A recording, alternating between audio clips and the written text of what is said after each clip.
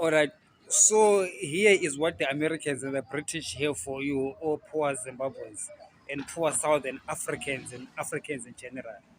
You see, our region, Southern Africa, has always been in a persistent attacks, spasmodic attacks from the West ever since the Middle Ages until now.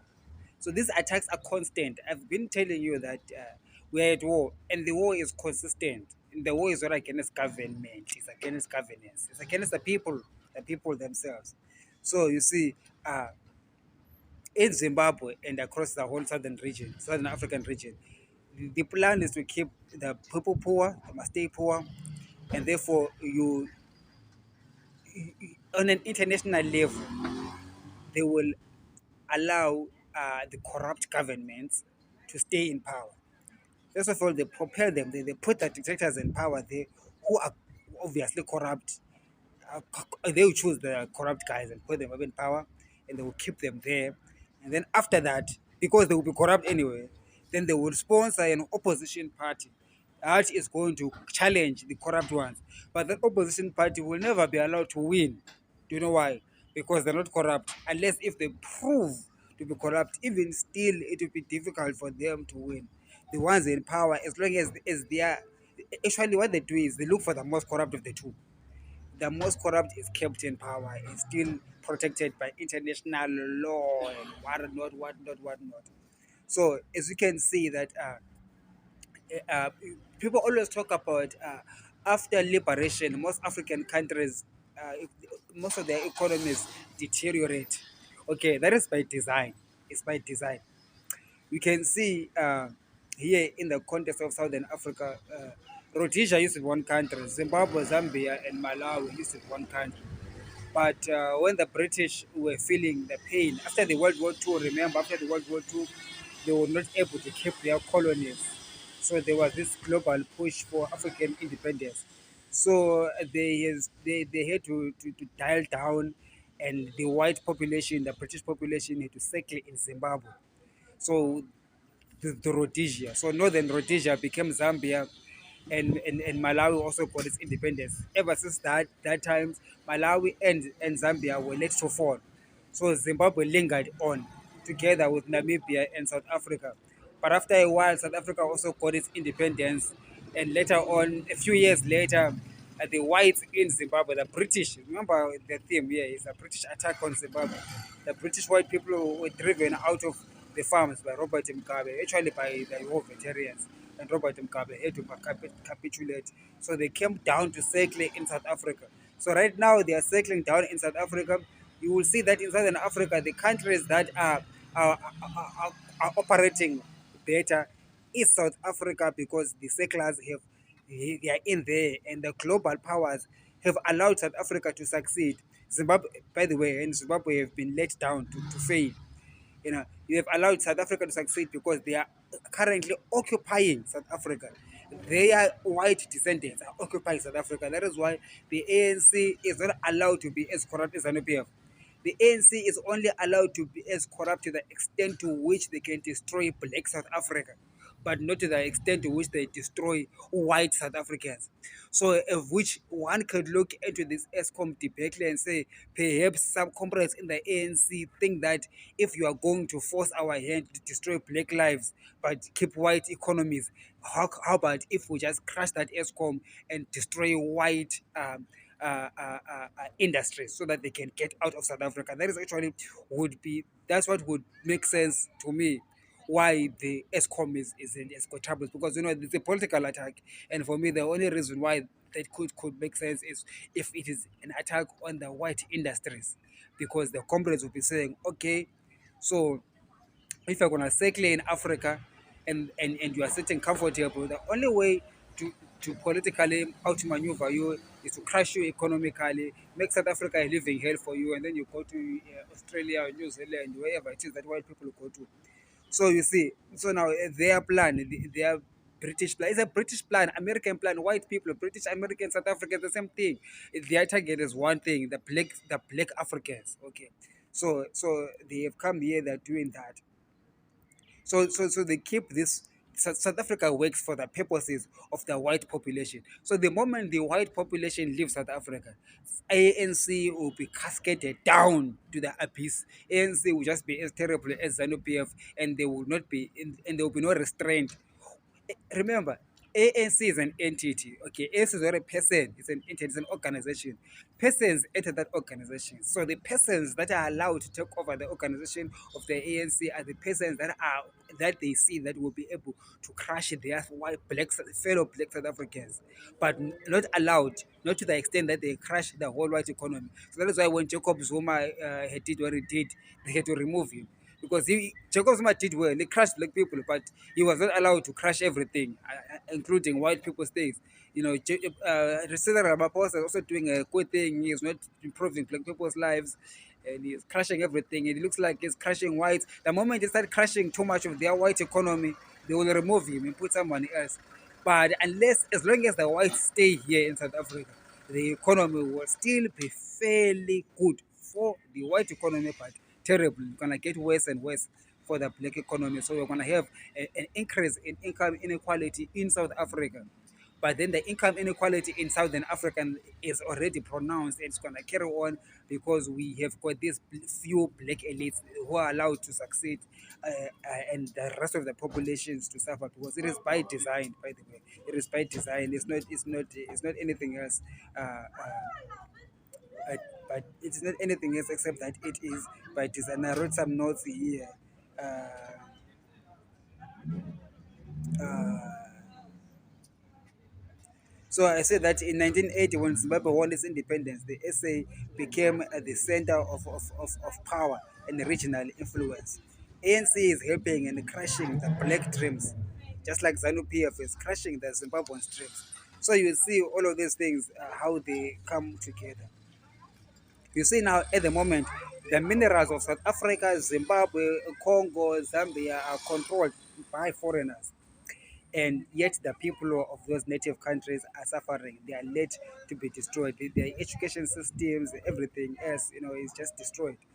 Uh, uh, so, so to continue this regional influence, so the regional governance has to be weakened heavily. So they sponsor all the ruling parties to stay in power. So ZANU PF will always stay in power because even these white people in South Africa support a ZANU PF that is corrupt. The British government supports a ZANU PF that is corrupt. So are the Americans. But they will say on TV that these guys are corrupt. They must go. There must be a regime change. They are lying between their teeth. They don't want the regime change. And so when they sponsor people like Nelson Chamisa, Triple C, opposition like that, it is to give an appearance, again, it's not the reality, to give an appearance that they're doing something when they know that they will never do it. So you can understand now, poor Zimbabweans and poor Southern Africans, black people, how you have been attacked and how you have been surrounded by your enemy. And the war is still waging on. So do not think that the war has finished, come to an end. Later Mbuli said, bakhona abanye abakithi abazibona sesikhululekile. Let me sing it. She says, bakhona abanye abakithi abazibona sikhululekile. Not yet uhuru, it means that we're not yet free. You think that we are free, we're not free. The war still rages on. Now it is smarter, as I've been telling you, that the war continues, but it morphs into something else. Now it is smarter. Now it looks like as if these Americans come, they want to laugh us. They ask us, oh, who's oppressing you in Zimbabwe? Us as the global powers, what can we do? They are lying. Okay, they are lying. That ZANU PF that is oppressing us is them. That opposition that is opposing ZANU PF is them, and they themselves in that whole of it. So even if ZANU PF and Robert Mugabe left the Western orbit and said we're going to look east to China, you discover that the Chinese and the Russians, they're also the same. You understand? So you realize now that in order for us to be free, first of all, we need to build capacity as black people. Black consciousness is going to understand that we need to build capacity to be able to redeem ourselves out of this darkness and self introspect and see that there's something wrong with the ANC, something wrong with ZANU-PF, something wrong within these organizations. But albeit, let us not destroy the organizations, but let us fight within the organizations. If you're in the ANC, be conscious of that, of the fact that your organization is being used to undermine the success of the black dream. And if you're in ZANU-PF, recognize that your organization ZANU-PF is being used by the enemies of the people to undermine the progress of black people. So it's the same with other black liberation movements across Africa. It's the same thing. So it is not a matter of necessarily removing them from power, but in its other cases, it might be a matter of a revolution from within ZANU-PF, a revolution from within ZANU-PF, and beginning to say enough. Because if here's the thing, here's a trick that I want to show you. If you're in ANC or ZANU-PF or any of these parties, and you think and you understand what I'm saying, and then you say to yourself, well, I understand what this guy is saying, but in any case, I am the privileged few. So therefore, I have got no incentive to change my organization. I'll keep my organization oppressing the other blacks. After all, we have got support from from white governments who keep us in power so that we can oppress our people. But I belong to the elite anyway. Now let me tell you something.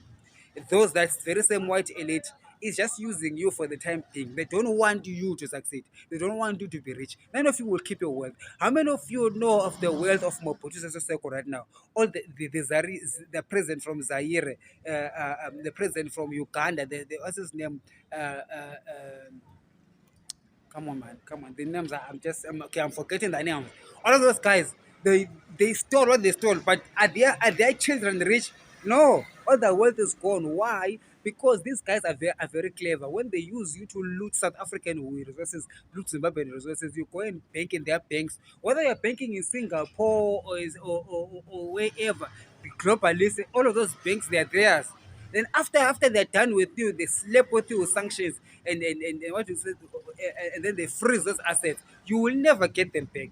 You will never get them back, and your children will never get them back. So you see that foolishness. So you think that you're actually gaining, but you're not gaining, you're losing. So that's where I come to a point when I say to the Zimbabweans that it's futile for us as Zimbabweans to be fighting ZANU-PF, the rich ZANU-PF people we have stolen in the past years. It's futile for us to fight for them in such a way that we want to destroy them. But no, we want to fight them in such a way that they stop being used by the West and start beginning to bring back the money that they stole and bring the country in a legal way. And what is a legal way? Legal way is what we make legal. But remember, the law is written by us for us. So if we want to say that we want to forgive the people that stole the billions from Zimbabwe, they can bring that money back and find a way, a pathway, a legal pathway of bringing that money back. We can do that, and then we can be able to be responsible, to run a responsible government that is going to bring all the black people to succeed in Zimbabwe. It's not difficult for black people to succeed. I don't believe this narrative that black people cannot lead. It's a lie. Here's the thing: black people who know how to lead are denied leadership positions by these Western powers. And black people who are thieves, who destroy their own people, are the ones that are propelled to top leadership, so that to give an impression that black people cannot lead, to give an impression, for example, South Africa, that ANC cannot lead, but the DA can lead. Because the DA is a white party. You can pass, my brother. How do you say that? The DA is a white party, so to be given the impression that it knows how to lead. So their leaders are made to perform well, and our leaders are made not to perform well. It's just like in the British politics. I mean, look, they get the best prime ministers from themselves. If the guy doesn't perform, they create another one. It's the same thing with the United States. They get the best guys for themselves. But then in Africa, they keep all these despots in power for a long time. Do you think that these African leaders, these despots who've been ruling Africa for 20 years, 30 years, 40 years, what do you think they get their confidence from staying in power? They know very well that they are in power because the Western governments allow them into power. And the only reason why the Western governments allow them in power is because they are there to destroy the livelihoods of the rest of their black Africans. So really our enemy number one is African Union. Those men there that sit in African Union from Ramaphosa to Idi Mnangagwa all the way around Southern Africa, Central Africa, they sit down. Those guys are sponsored by the European Union. You see, the only reason why they are allowed to stay in power is because they are crushing us, the black people. So black consciousness has to come to that point and recognize who these people truly are.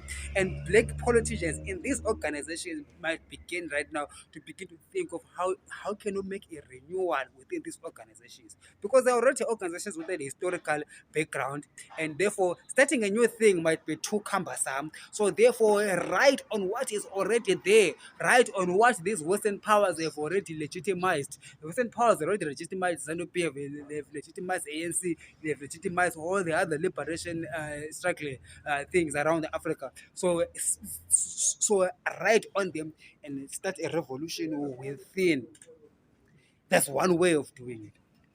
The other way is actually doing from outside, but it's gonna be tough as well, because when they sponsor this opposition is clash with the leading parties, and when they clash with the leading parties, there's always violence, and that is what the Western people want as well, to divide you and rule you, to divide you and take over your resources and keep you in pariah state, keep you poor.